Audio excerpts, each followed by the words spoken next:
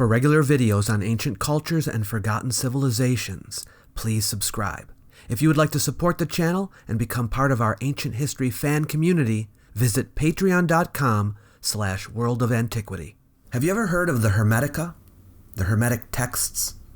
These are ancient books that purport to contain the wisdom of one of the greatest sages who ever lived, Hermes Trismegistus, who is said to have passed on lost secret knowledge from the distant past to the Egyptians. Who was this enigmatic figure? And did he write the books of the Hermetica? We're going to find out right now.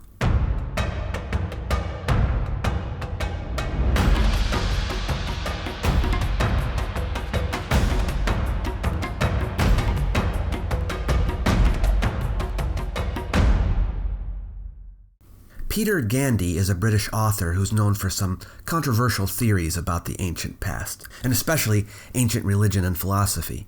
He's probably best known for the book The Jesus Mysteries, which he wrote with Timothy Freke about the origins of Christianity, which was heavily criticized by historians and scholars. But he and Freke wrote a number of books, and one of them was called the Hermetica, The Lost Wisdom of the Pharaohs, which is basically a curated collection of Hermetic writings that Gandy translated into English. This is not to be confused with the book of collected Hermetic writings called The Emerald Tablets of Thoth the Atlantean by Maurice Doreal, which is really out there. Both of these books are meant to be used as spiritual guidebooks, but we're going to talk about the one that makes more reasonable historical assertions. Gandy at least has a master's degree in classics, from what I understand. I recently came across a talk that Gandy gave at the Eternal Knowledge Festival in April of 2012 in Suffolk in the UK. It's posted on the Megalithomania UK channel. Gandy makes some claims about the Hermetica that I think are worth addressing, and it will serve as a handy vehicle through which we can approach the topic together. Not everything in the talk is pertinent to ancient history, so I won't respond to all of it. I'll leave a link below if you want to watch the whole thing. Here we go. I'm going to talk about the Hermetica.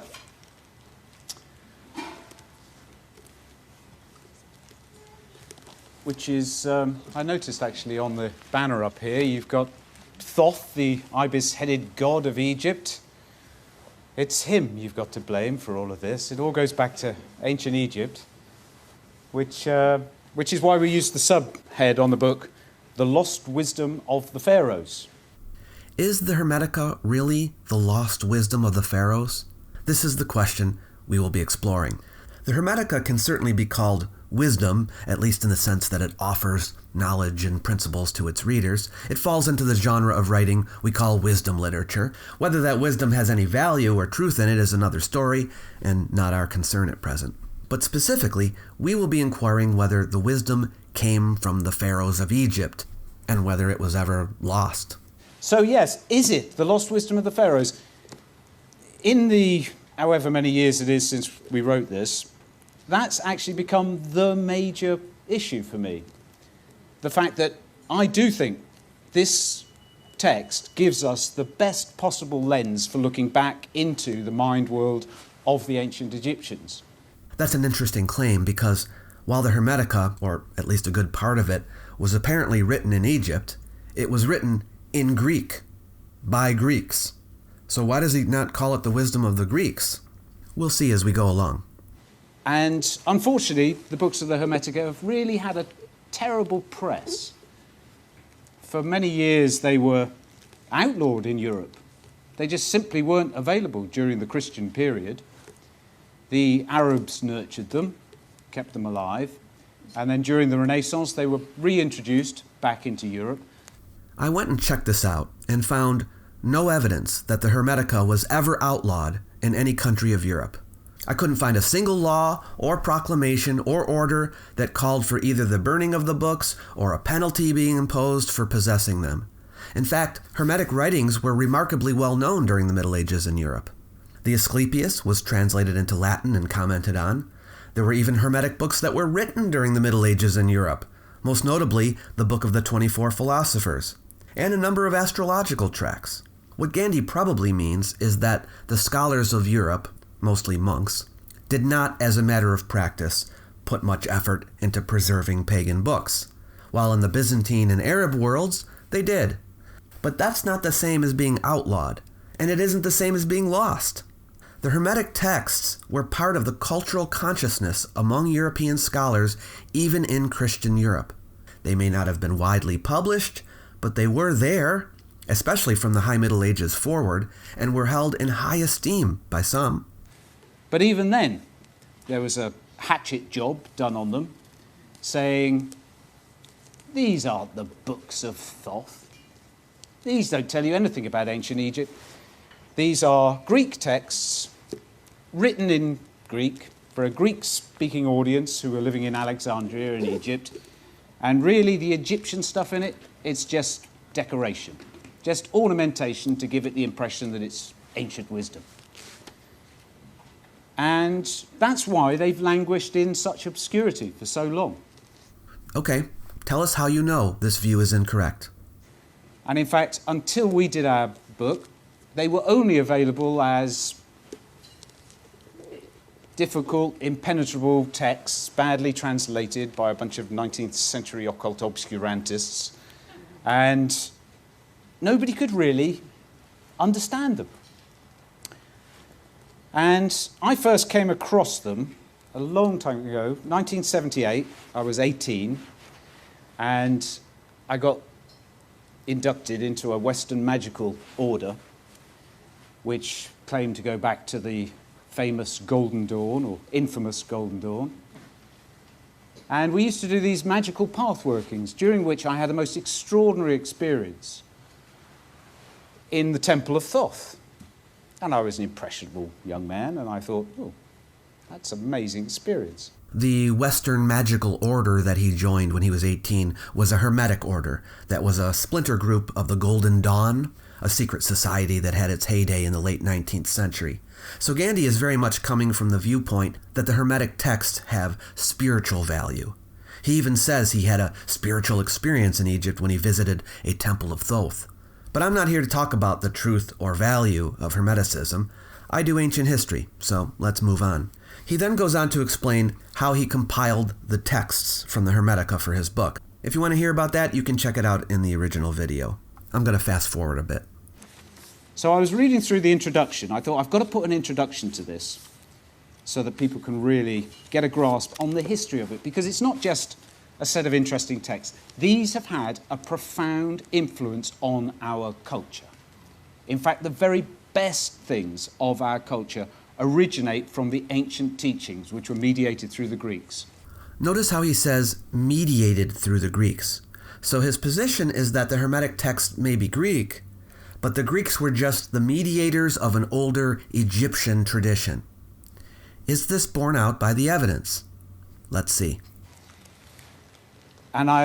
So what I thought I'd do is actually read the introduction, because I looked through it and I thought, yeah, it's still good. It's, there's a few things I would add now, but actually it'll give you a good idea of the history and the influence of the Hermetica. So, with your permission, I'll read from the introduction.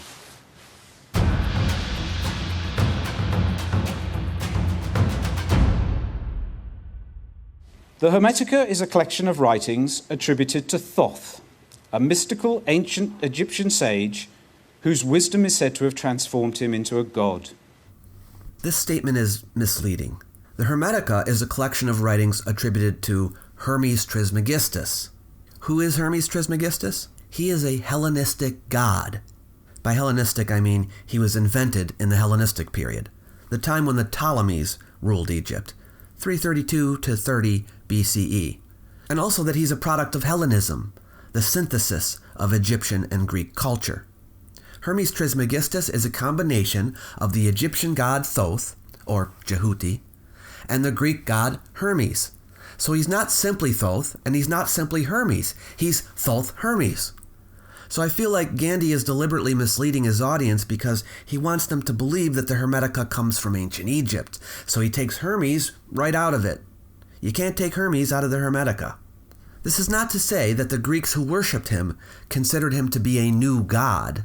No, from their point of view, the gods go way back. To them, Hermes Trismegistus was the same as the god called Jehuti by the Egyptians, Thoth, and the same as the god called Hermes by the Greeks, both of whom had been worshipped for centuries. But, they thought, it wasn't until the Greeks came to Egypt and the two cultures shared their knowledge with each other that the full nature of this god became known. For us, though, who look back on these developments with an eye for history, we can see that this is all a fiction.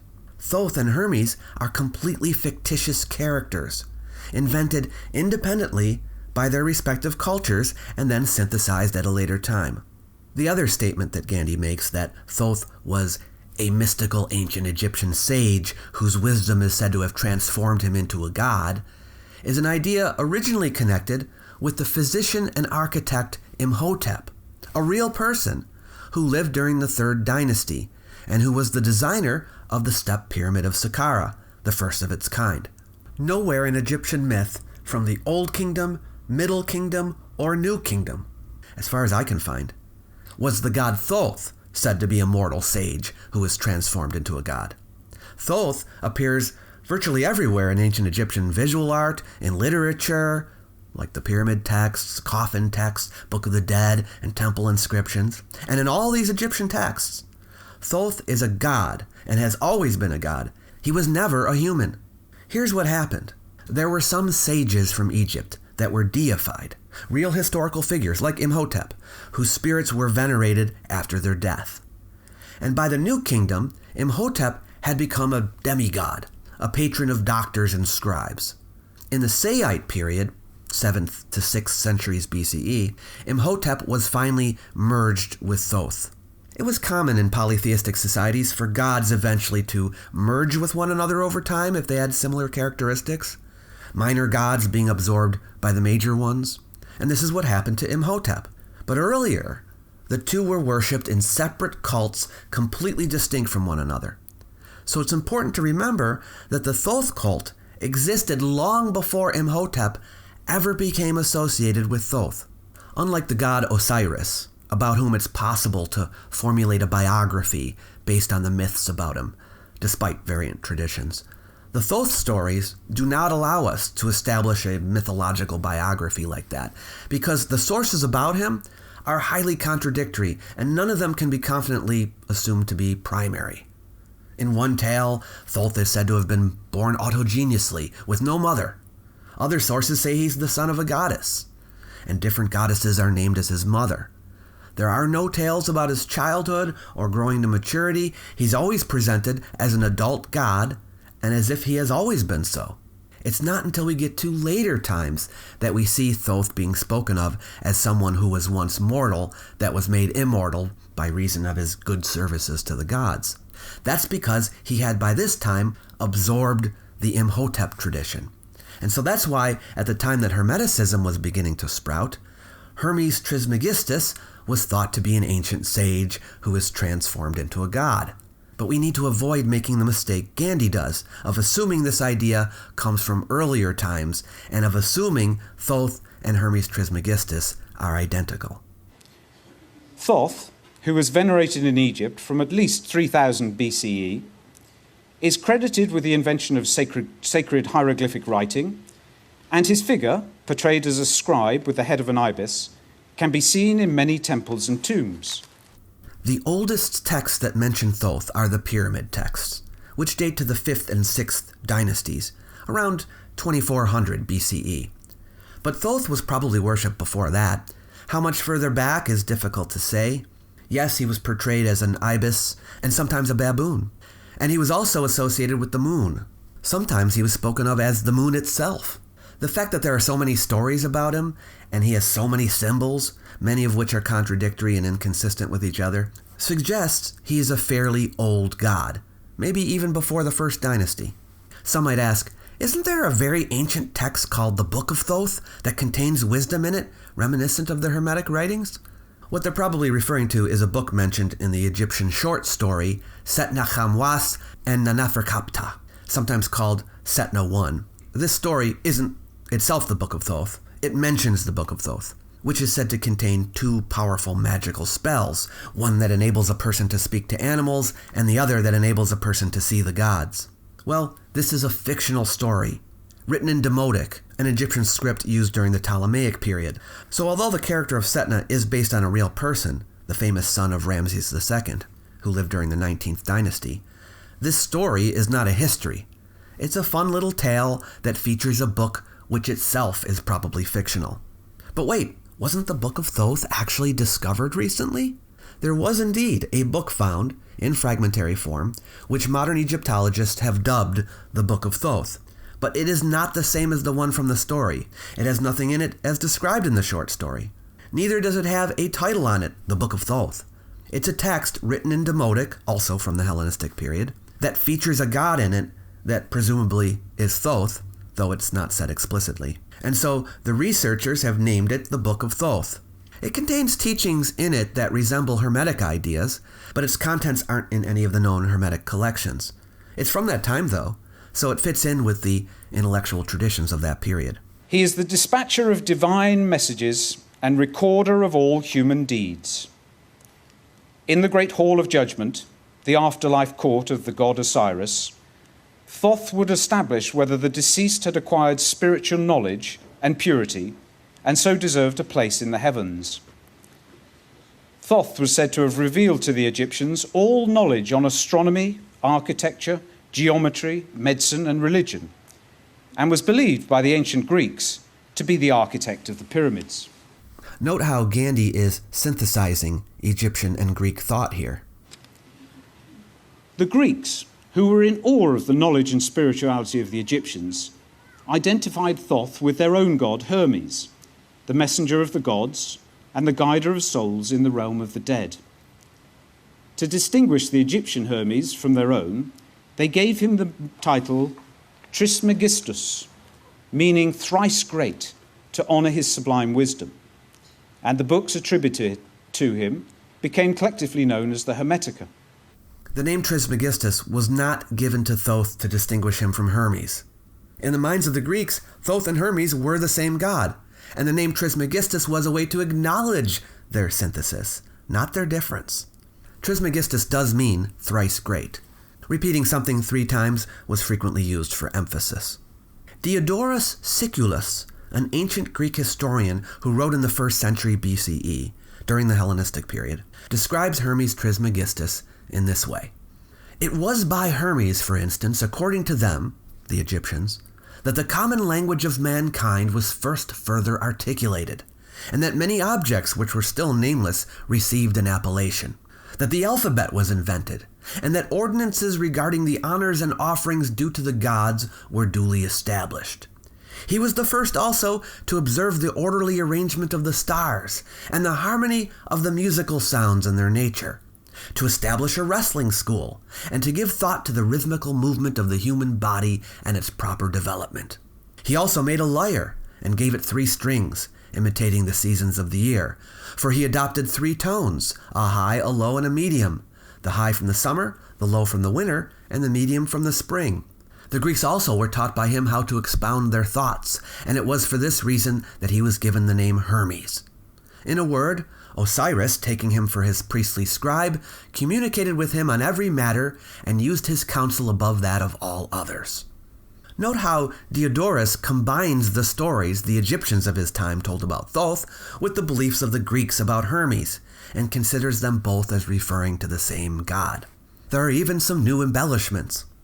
In the Hellenistic period, when the Greeks began ruling foreign lands, a phenomenon known as interpretatio Graeca began to occur.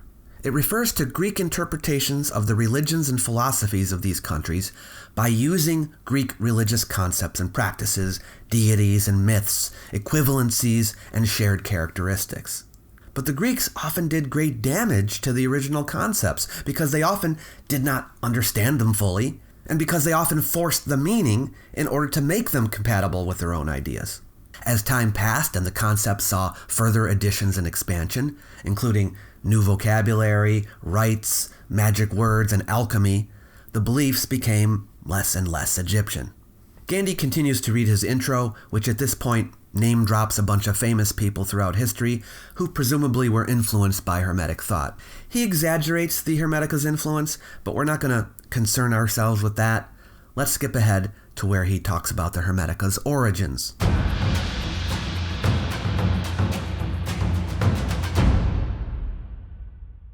The early origins of the Hermetica are shrouded in mystery, but the evidence suggests it is a direct descendant of the ancient philosophy of the Egyptians. All right, here we go. Let's consider the evidence. However, the handful of surviving works attributed to Hermes are not written in ancient Egyptian hieroglyphs, but in Greek, Latin, and Coptic. This is a strong reason for doubting the purely Egyptian origin of the philosophy of the Hermetic texts. They were collated in the city of Alexandria in Egypt during the 2nd and 3rd centuries CE. Here, the Hermetic philosophy helped inspire some of the greatest intellectual achievements of the ancient world. He deliberately uses the word collated instead of the word written. We know the bulk of the Hermetic texts were written during this period because they are in Greek and Coptic. We don't know that they were merely collated. We don't have any evidence they were translated from Egyptian either. But now Gandy gives his reason for why he thinks they were collated from earlier Egyptian sources. Alexandria was a great center of learning, surpassing even Athens. Its founder, Alexander the Great, had conquered and united Greece, Persia, Egypt, and India into one vast empire. Cultures that had grown up more or less independently were brought together, and there was no bigger melting pot than Alexandria.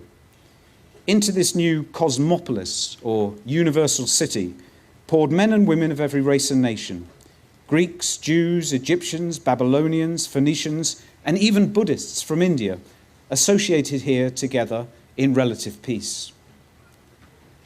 The Alexandrians were renowned for their thirst for knowledge, and under the enlightened Greek ruler Ptolemy I, a library and museum were founded where human beings first systematically collected the wisdom of the world.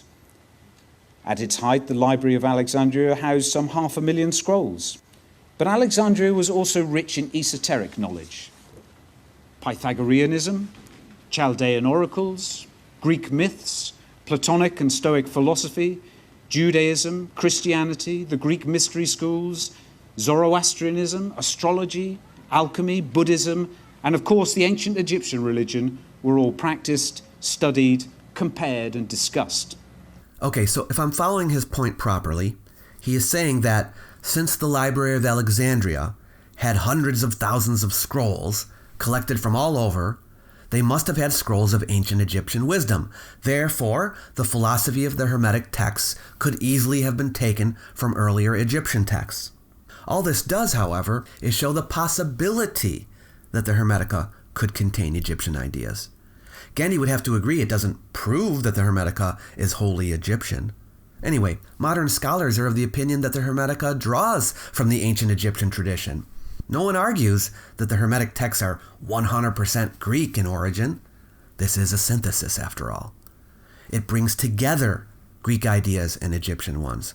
And the very fact that the intellectuals of Alexandria were gathering wisdom from many different places is evidence in favor of a mixing of ideas. The point here is that the Hermetica can't be older than the Hellenistic period because its existence requires the interaction between the Egyptians and the Greeks. The golden age of Alexandria came to an end with the birth of the intolerant Christian Holy Roman Empire. Despite the sophistication and cultural achievements of the ancients, the Christians referred to them dismissively as pagans, which means country dweller. In 415 CE, Hypatia, one of the last great scientists and pagan philosophers working at the Library of Alexandria, was seized by a mob of Christians who removed her flesh with scallop shells and burnt her remains.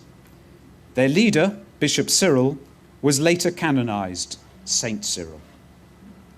The great library was finally destroyed as so much pagan superstition, and this wealth of knowledge was scattered to the wind. The Christian Roman Emperor Theodosius closed pagan temples across the empire and began the previously unknown phenomenon of book burning.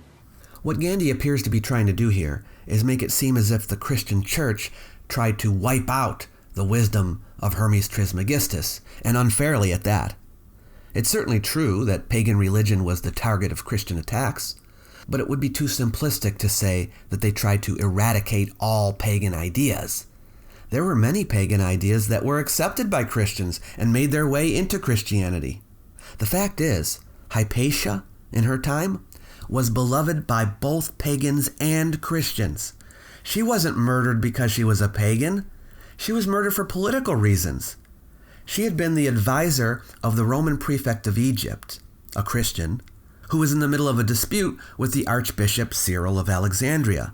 It was thought she was getting in the way of the two reconciling, and she was killed for it. But many Christians mourned her death, and in the Middle Ages, she was even upheld as a symbol of Christian virtue. The library had already been in decline for some centuries, and many of its books had been sent to other libraries. What was left of the main library was destroyed either in 272, when the Emperor Aurelian was fighting to take back Alexandria from Zenobia, Queen of Palmyra, or in 297, when the Emperor Diocletian laid siege to the city. These events occurred long before Cyril was ever born. As for the wisdom of Hermes Trismegistus, it was embraced, perhaps not by all, but certainly by some Christians, including influential leaders. Clement of Alexandria, a Christian theologian and head of the catechetical school in Alexandria, was one. Lactantius, Christian advisor to Constantine the Great, was another. Many Gnostic Christians also embraced it. For the West, the 5th century ushered in the 1,000-year period appropriately known as the Dark Ages. History shows, however, that wherever the works of Hermes have been studied and venerated, civilization has flourished. This sounds like a correlation indicates causation argument. Let's see.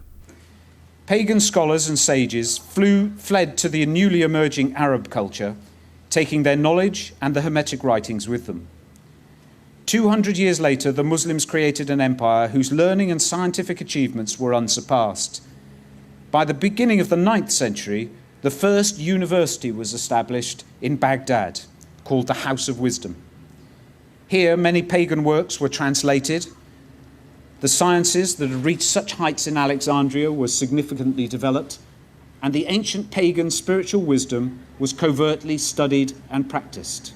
Gandy is implying that the reason for the flourishing of Arab civilization and for the decline of European civilization during the Dark Ages is that pagan writings like the Hermetica were preserved and studied in the Muslim world, but not in Christian Europe. This would be a simplistic reading of history that assumes cause and effect without justification. Dozens of books have been written about why Rome fell in the West and how the Dark Ages came to be, and the causes were numerous. And I think it would be difficult to find any support for the belief that the neglect of pagan philosophy had anything to do with it, especially considering that even in the Arab world, the study of pagan works was never a primary practice, and so would have had little effect on the prosperity of that culture. With the Arab Empire becoming increasingly intolerant, the owners of the Hermetic books travelled in search of a safe refuge. In the 15th century, many fled to the tolerant city-state of Florence in northern Italy, where this wisdom again inspired a great cultural flowering. In 1438, the Byzantine scholar Themistoclethon made available to the awestruck Florentines the entire lost works of Plato. These and other pagan works were translated into Latin for the first time. While the works of Plato were translated into Latin for the first time in the 15th century, it was not the first time for pagan works in general. In the 12th century, 300 years earlier, Greek philosophical texts began to be translated from Arabic into Latin. And it's not because pagans were fleeing the Muslim world into Europe. It's because there was an increased interest in these works by Europeans.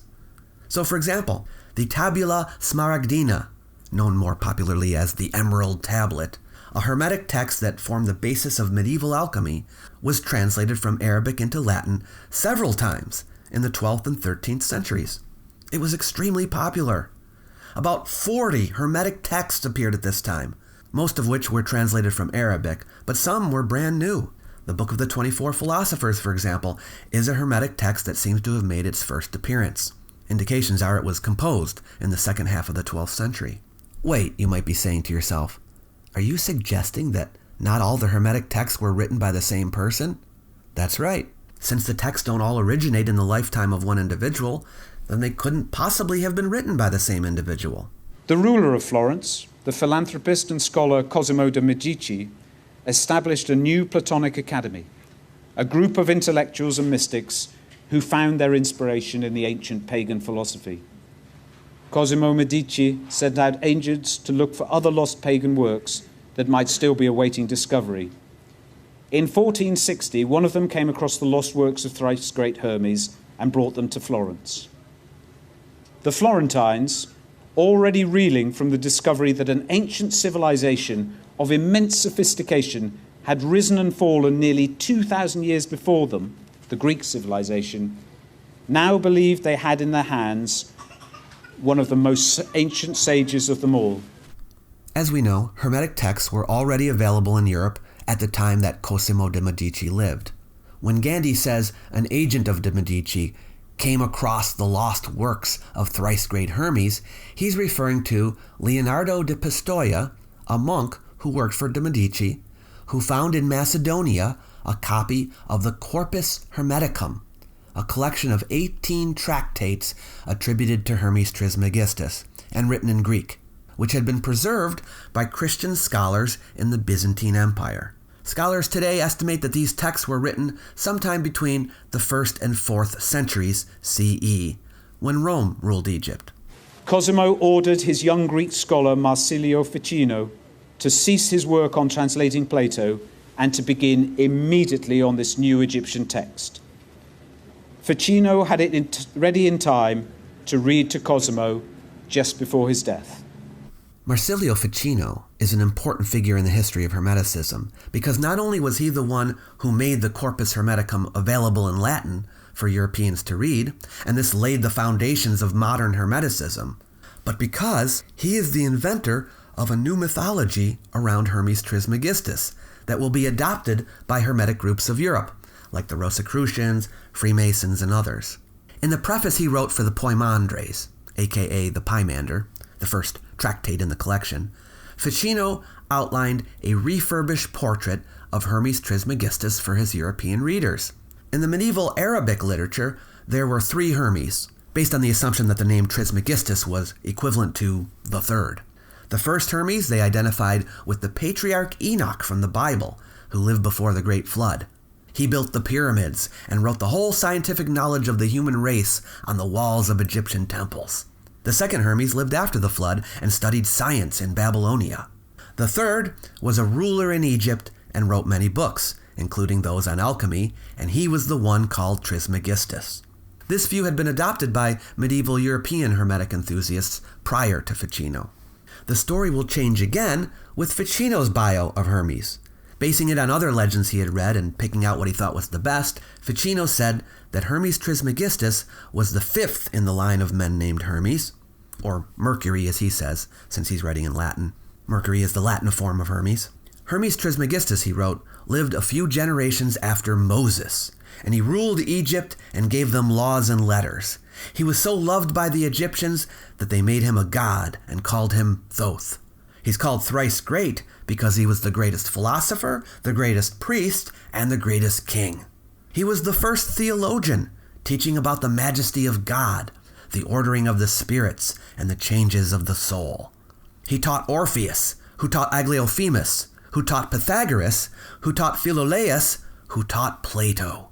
So he is the originator of many of Plato's ideas, so claims Ficino. He was a prophet who foretold the coming of Christ. It's interesting to see how stories grow and change over time. How much more Christian this sounds compared to the description of Diodorus. But Ficino's portrayal of Hermes will prove to be highly influential. The emergence of a glorious new culture in Florence signaled the end of the Dark Ages. We call this period the Renaissance, meaning rebirth, which is a fitting name, for at the heart of the Hermetic philosophy is the idea of being spiritually reborn. And the ancient pagan wisdom arrived in Florence at a fortuitous moment in history. Gandy goes on for a while about how the pagan wisdom of the Hermetica was responsible for almost every great advancement made in Europe after that, even crediting them for Copernicus's discovery that the sun was at the center of the solar system. This is not my area of history, but he seems to be stretching quite a bit. We'll fast forward to where he talks about the age of the Hermetic writings. Previously, these works had been believed to be of extreme antiquity, dating back to the time of the Pharaohs. But in 1640, a scholar called Isaac Casaubon published a textual analysis of the Hermetica, which showed, quite correctly, that the grammar, vocabulary, form, and content of the Greek versions of these works dated them to no earlier than the 2nd and 3rd centuries CE. They were not written by an ancient Egyptian sage, he claimed, but by scholars working in the city of Alexandria. Their philosophy was nothing more than an exotic blend of Greek, Christian, and Jewish philosophy mixed up with astrology and magic.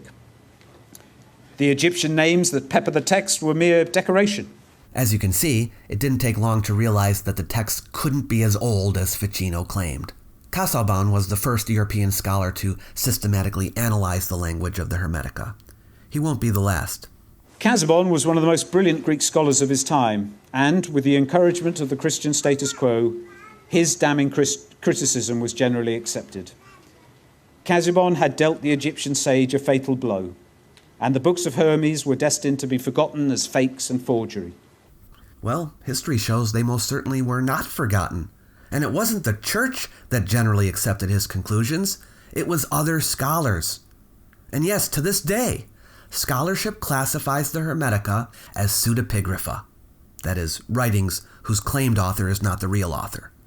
But you know what? It's not so much because of the analysis of the language. That helps to date the texts. But it's because Hermes Trismegistus is a fictional character. Any text claiming to have been written by him cannot actually have been.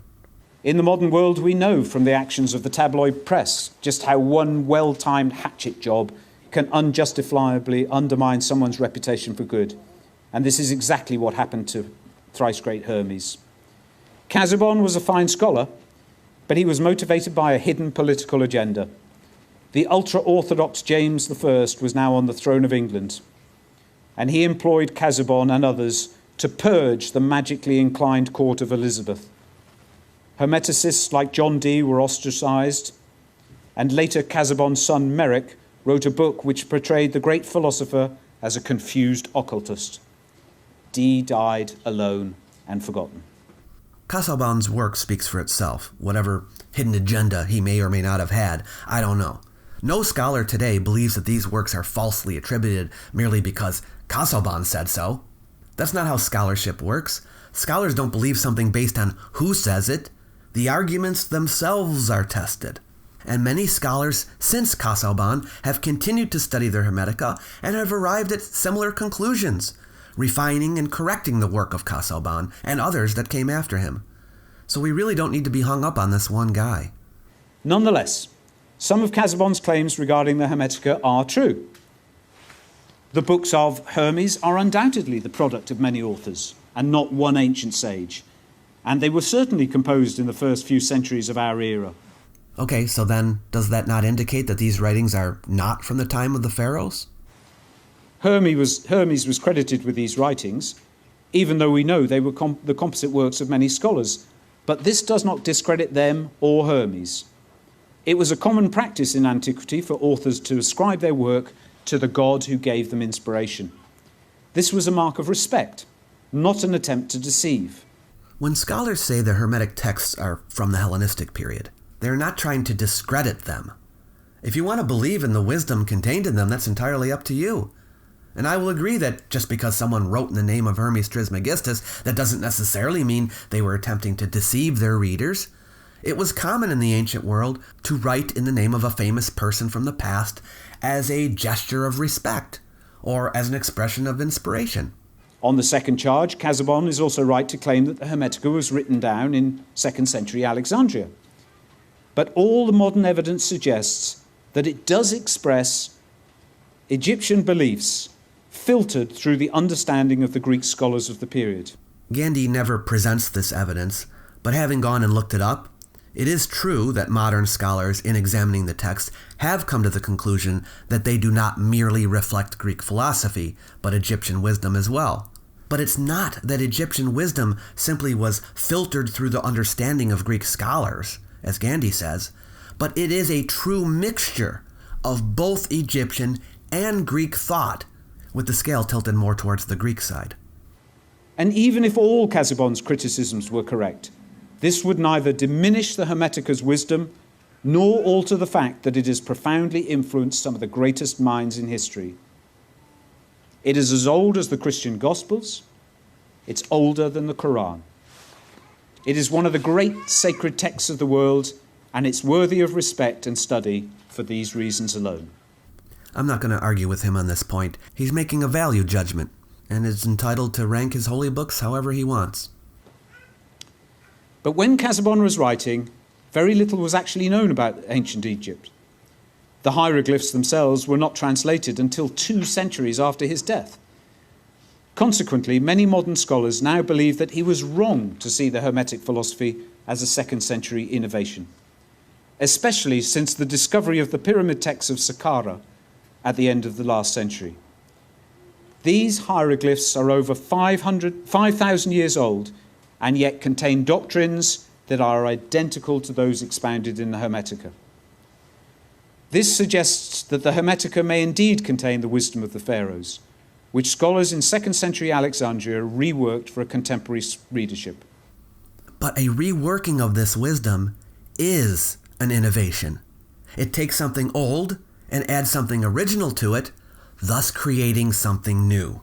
I wish you would have given a couple of examples of doctrines in the Hermetica that are identical to those found in the pyramid texts. The pyramid texts consist of spells, not doctrines.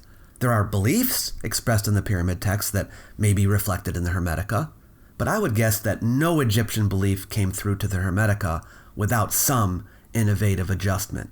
The Hermetica contains passages reminiscent of Jewish, Christian, and Greek works, which Casaubon saw as proof that the Hermetica is a forgery, created from a hodgepodge of these other philosophies. Alexandria was such an eclectic environment, this is plausible.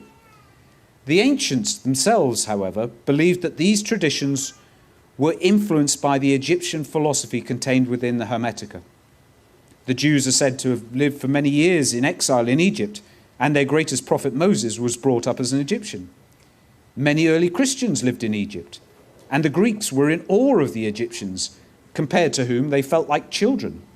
Gandy's argument here is that, yes, there are Jewish ideas reflected in the Hermetica, but since the Jews lived in Egypt, it makes sense that their ideas made it into the Hermetica. He's absolutely right. Everyone agrees on that. But we are talking about Hellenistic Jews, those who lived in Egypt during the time of the Ptolemies, who were very much involved in the intellectual tradition of Alexandria. As for the Israelites who were slaves in Egypt at the time of Moses, long before that, no, it was not their ideas that entered into Egyptian wisdom. That is implausible for a couple of reasons. First, it doesn't seem credible that the Egyptian elites would have readily incorporated the ideas of foreign slaves into their own wisdom tradition. Second, and more significantly, the Jewish ideas found in the Hermetica are often later Jewish ideas. That is, ideas that were not yet part of Jewish thought at the time that Moses would have lived. Examples would be philosophical concepts of the Hellenistic Jewish philosopher Philo, the idea that the first man, Adam, was a transcendent being with superhuman qualities, and mystical descriptions of the ascent of the soul through celestial spheres. No ancient Israelite believed in any of that stuff. The ancient Greek historian Herodotus writes, the Egyptians are religious to excess, beyond any other nation in the world. They are meticulous in anything which concerns their religion. It was only, if I may put it so, the day before yesterday that the Greeks came to know the origin and forms of the various gods. The names of all the gods came to Greece from Egypt, for the names of all the gods have been known in Egypt from the beginning of time. Yes, Herodotus does say that the Greek gods, or actually the names of the Greek gods, came originally from the Egyptians. Gandy takes this as evidence that the Greek religion owes its existence to Egyptian religion, and from this apparently infers that the Hermetica must be essentially Egyptian, even if written by Greeks.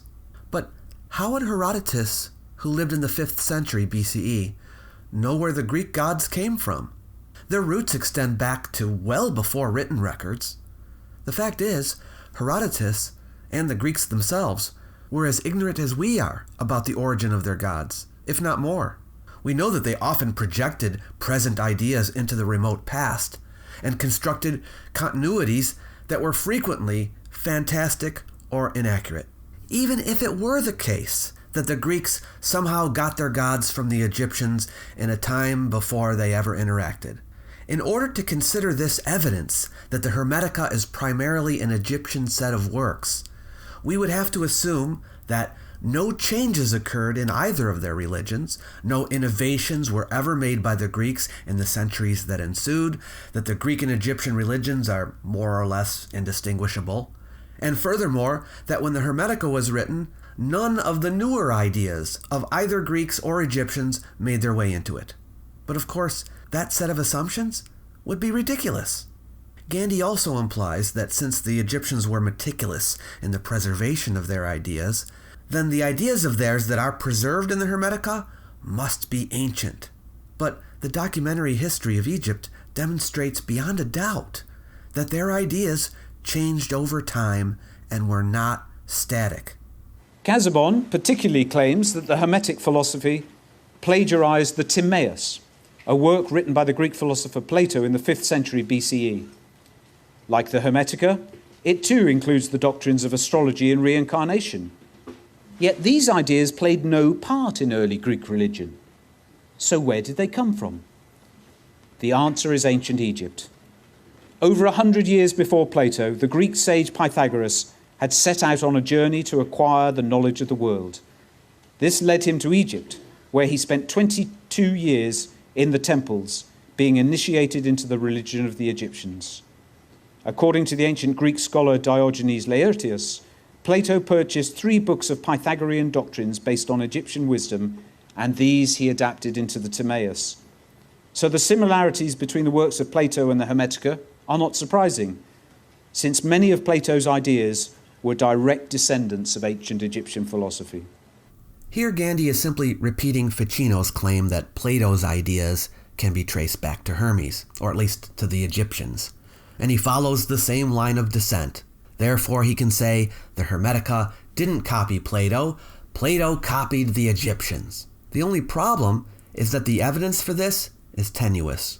Diogenes Laertius, whom Gandy refers to as a source, was a biographer of the Greek philosophers who lived after the Hermetic Writings appeared. He lived long after Plato and Pythagoras, and is known for often repeating stories he heard or read without any critical evaluation of them. Various ancient writers have all kinds of contradictory accounts of the countries Pythagoras may or may not have visited. It is tough to untangle the fact from the fiction. But even if we assumed Diogenes was right, and Pythagoras really did visit Egypt, we can't just conclude that all Pythagoras' philosophy was simply a repetition of what he learned in Egypt. Because both Diogenes and other ancient writers say Pythagoras learned wisdom from many different sources in several countries. Diogenes does say that he read in a book by Satyrus that Plato bought 3 Pythagorean books from Philolaus, but he doesn't say the books were based on Egyptian wisdom. He doesn't say what was in them at all. And I doubt they were the only books Plato had. And Diogenes doesn't say that Plato adapted Pythagoras' books into the Timaeus. Gandy is putting words into Diogenes' mouth. The bottom line is, Pythagoras added his original ideas to ideas he gathered from the places he traveled. Plato, too, developed his own concepts out of ideas garnered from many sources. So it is not possible that they simply were passing down Egyptian wisdom from generation to generation. But you may say, surely it's possible that some Egyptian wisdom made it into Plato's Timaeus. So just because Hermetic texts have some of the same things as the Timaeus does not necessarily mean the Hermetic writers got it from Plato. Those similar ideas both could have an Egyptian origin. Potentially, yes. But here's the thing. We have no ancient Egyptian texts from before Plato's time that express such ideas. There thus is no evidence that such ideas existed in Egypt.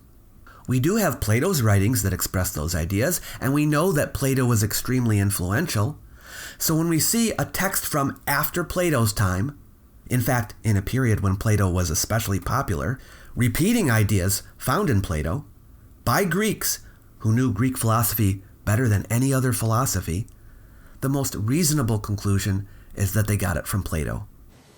Hermetic philosophy also influenced Christianity through the Alexandrian church fathers, St. Clement and St. Origen, who synthesized pagan and Christian religious doctrines. It is due to such theologians that the Hermetic concept of the Word is found in the opening verse of the Gospel of John. In the beginning was the Word. Clement and Origen lived centuries after the Gospel of John was written. But the fact is, the concept of the Logos, the Word, is found in Philo's writings. He was a Jewish Platonic philosopher who lived in the 1st century CE in Alexandria, where the Hermetic Writings were produced. Scholars have shown that it was he who influenced Hermetic writing, not the other way around. Hermes Thoth was known to the ancients as the scribe of the gods and master of the word. In the Hermetica, God utters a word which calms the chaotic waters of creation. The word is even called the Son of God. In Christianity, Jesus Christ, who is also called the Son of God, is identified as an embodiment of the power of the word. This is a chicken or egg question. Which came first? Can he demonstrate that the Hermetic teaching of the Logos as the Son of God was earlier than the Christian? I don't think he can. St. Augustine, the influential 4th century theologian who was familiar with the works of Hermes, writes, "That which is called the Christian religion existed amongst the ancients, and never did not exist. From the beginning of the human race until Christ came in the flesh, at which time the true religion, which already existed, began to be called Christianity." The argument he seems to be making here, assuming I am catching his drift, is that when Augustine of Hippo says that the Christian religion began at the beginning of the human race, he's referring to the teachings of Hermes. This can't be so, because Augustine explicitly calls Hermes Trismegistus a liar and without any Holy Spirit. Alternatively, Gandy may be arguing that since Augustine says that the Christian religion began at the beginning of the human race, then that means that the Hermetica must have too, because it influenced Christianity. This reasoning makes two unfounded assumptions. One, that Augustine's view of the origins of religion are correct, and two, that the Hermetica could not have influenced the Christian religion after the religion started. It had to come before. I don't mean to strawman him, so if I am misinterpreting his argument, let me know in the comments. The influence of the Hermetica on early Christianity is beyond doubt. In 1945, works of Hermes were discovered amongst scriptures belonging to Gnostic Christians of the 1st centuries.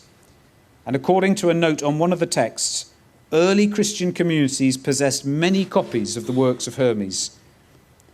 Just a few yards from the place where these scriptures were found are ancient Egyptian tombs, and these were inhabited by early Christian hermits, such as Saint Pachomius, the founder of the first Christian monastic community. The walls of these tombs are covered in hieroglyphs ascribed to the great god Thoth. They describe a spiritual rebirth into knowledge of God. And in such places, early Christians pored over the Hermetica. Under its powerful influence, they composed their own philosophy of a saving gnosis, a direct knowledge of God, but this time bestowed by their Messiah, Jesus. Yes, indeed. In a collection of Coptic texts that were discovered near Nag Hammadi in Upper Egypt, there were 5 Hermetic texts, which were written in the Sahidic dialect, 2 of which were previously unknown. These books were from the 4th century CE and belonged to a group of Gnostic Christians. Clearly, this group integrated Hermeticism into their version of Christianity. I'm not sure why Gandy is bringing this up. All the evidence suggests that Casaubon was wrong to simply dismiss the Hermetica as some cobbled-together mixture of different philosophies. The Hermetica was undoubtedly written by Alexandrian scholars for a Greek-speaking readership, but it contains a powerful echo of the ancient wisdom on which it was based. It offers us one of the best windows available to gaze into Egypt's remotest past. With its help, we can understand the mystical vision that inspired the awesome pyramids. Since the only evidence Gandy gave us that the contents of the Hermetica came from Egypt's remotest past is the pyramid texts, but he didn't show us any of the doctrines that the Hermetica took from the pyramid texts, it's kind of hard to judge. If any Hermeticists out there can provide such evidence, or any evidence at all, that the contents of the Hermetica are from Egypt's early days, we would be very grateful. As always, you can leave comments below the video. But most of the arguments in Gandy's intro boils down to, you can't disprove it, therefore it's right. That's not a strong support to build a belief upon. Thank you for watching all the way to the end. I've got more videos like this, so please browse through the catalog and watch another that appeals to you. You might like my little e-booklet, Why Ancient History Matters. It's designed to persuade people that the subject is important, even in the modern world. You might also wish to use it to help spread the word, so feel free to share it with someone you know. It's free for anyone who wants it. I've left a link in the description box below the video for you to grab a copy. Catch you later.